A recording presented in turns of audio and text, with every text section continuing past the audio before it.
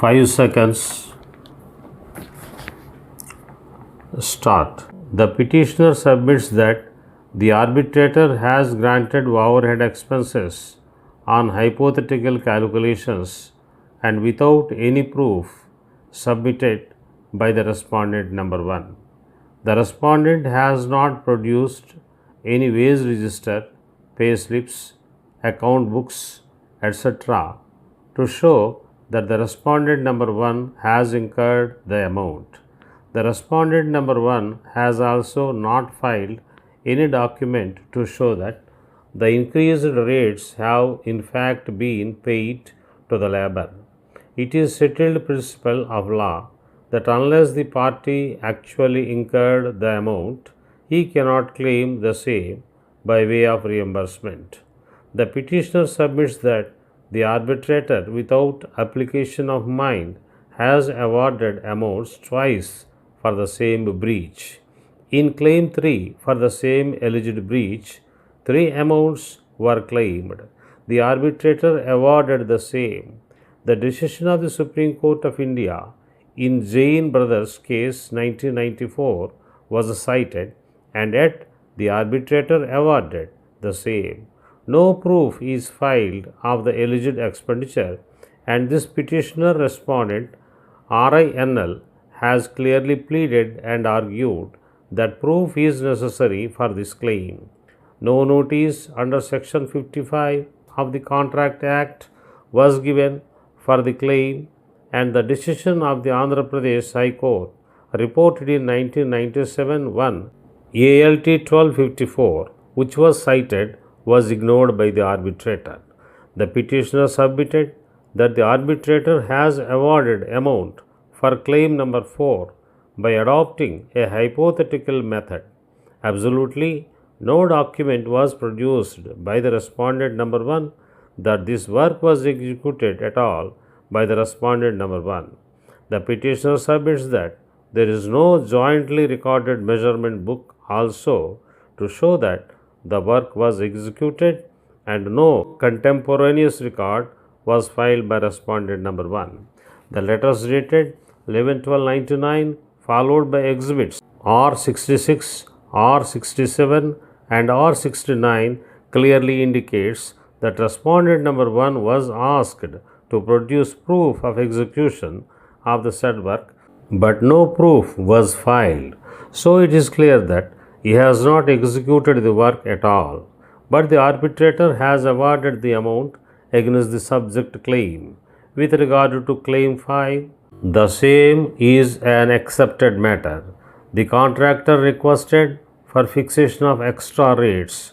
This was done and communicated via exhibit R64 dated 23/10/99. The contractor's request for review of these rates was also negatived by exhibit R68 dated 14/12/99. Thus there was a clear decision by the engineer, and this is clearly an accepted matter under clause 11. Yet the arbitrator awarded this amount. The petitioner submits that the arbitrator, while awarding amount for claim number 6, ignored the pleadings and evidence totally. The arbitrator also ignored clause of the contract which says that the payment of the bill is after the certification of the bill. Mere submission of the bill cannot be taken into account for the purpose of this clause, since the same has to be checked with a large number of records. The arbitrator failed to notice that the contractor did not submit a bill at all, and hence the question of delay doesn't arise. With regard to claim 7, the arbitrator totally misconstrued the provisions of the sales tax law, as the work in question is a civil work only. The petitioner submits that the arbitrator, while awarding amount for claim number 10, ignored that the contract is an item rate contract and not a percentage contract, and exhibits C1 and C2 indicates that conditions of restriction of work etc. were agreed by both the parties, and when once a term in the contract is an agreed term, the arbitrator cannot give a go-by to it, as the arbitrator is bound by the terms of the contract. No freak low item was ordered at all. The contractor is an item rate contract, and so for each item a rate is prescribed and the same is paid. The petitioner submits that the arbitrator ignored the settled law that if the respondent number 1 intends to claim extra rates, he has to give a notice in advance under section 55 of the Indian Contract Act, and without submitting any proof by the respondent number 1 and ignoring the fact that there is lack of evidence and against the contractual stipulations, the arbitrator has awarded the amount towards extra rates. In the judgment reported in 1997 1 ALT 1254, it was held that a notice under section 55 of the Indian Contract Act is necessary before such damages are claimed.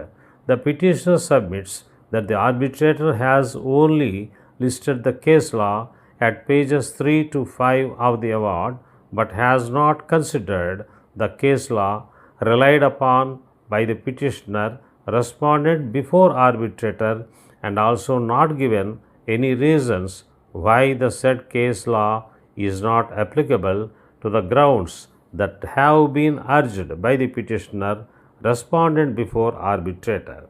In view of the above reasons, and for the reasons to be mentioned in the arguments, the petitioner prays that this honorable court may set aside the award passed by the sole arbitrator dated 7/11/2001 in its entirety with cause to the petitioner.